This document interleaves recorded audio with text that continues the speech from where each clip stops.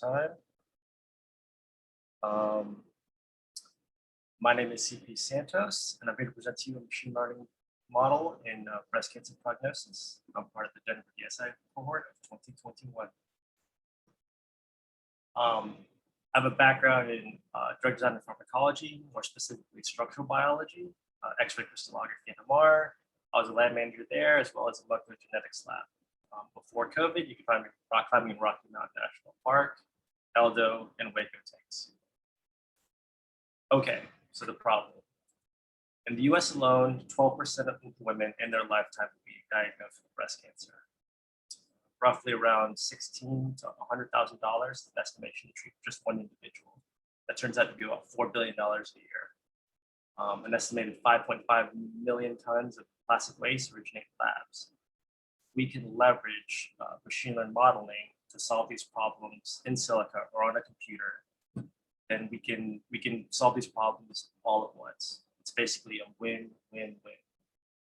And in this case, what we're going to try and do in this is identify this red group, those individuals who died from cancer from all of the groups within our patient group. Okay. To get everyone familiar, we're going to go over quickly the central dogma of molecular biology. As probably some of you know, DNA is kind of an instruction booklet on how to create our proteins in our body. So the DNA is the instruction booklet. A protein is kind of the functional side. And this in-between step, the RNA, is kind of like the dimmer switch or the amount that's being produced. So the DNA goes to RNA, which is kind of the numerical value, and protein is kind of the functional part. And that's what we're going to be looking at is this RNA value.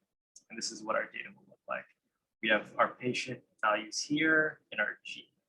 So this value here is patient 0 and how much of this BRCA gene they're expressing. And this is a Z-score, which we'll get into in a second. Okay, so again, a broad view of the data. We have roughly around 2,000 patients and about data on about almost 500 genes. And what we're going to try and do is predict a poor outcome, which we define as an individual who died from cancer. And that was roughly about 600 patients. All their cases, roughly around 1,300 patients. And we're going to try and make those predictions just based on how much of their genes are expressing. And that's what we have here in this little chart. Patient 0 has these expression profile, or GEP. So we're going to use this again to try and predict a poor outcome. Okay, broader view of our patients. This is roughly their age of diagnosis is roughly around 60, and this is going to be their general survival time in months after they've been diagnosed. And our goal is to try to push this further out to have longer survival times. And we're going to do that by, again, trying to identify this red group. Those individuals whose cause of death is cancer from this other group who died, who have all other outcomes. Again, our goal would be to identify those individuals and hopefully have people die with cancer like a chronic disease like arthritis from those individuals who are not. Okay. And our best performing predictor is our logistic progressor with Lasso Regularization. With this model, we're able to identify 97% of those individuals whose cause of death was cancer. And that's just based on gene. We had the model had no information on age, tumor size, stage of cancer, anything, just gene expression levels.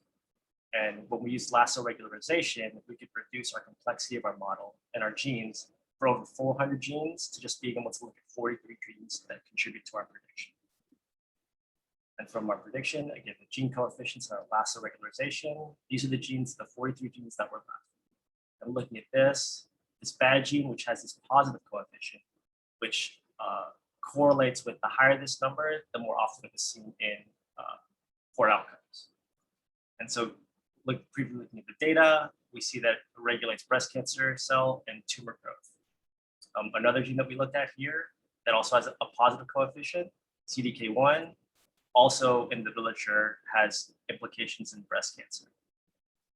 And finally, probably more interesting, this green group has a negative coefficient in our model, which suggests that it is negatively correlated. So it might be involved in some sort of protective mechanism. And the STAT5 gene has the most negative version. And when we look at that, looking at the literature, we find that it has, the literature suggests that it is coincides with positive prognosis for breast cancer. So all of these things corroborate some of our confidence in our modeling. The future directions, I'd look at some histology slides to also be able to just take a single tissue sample and run the RNA data and this histology over a CNN network and prove a prediction, also incorporate some clinical information and create a Flask app that could add patient data and scale up and improve the modeling as well.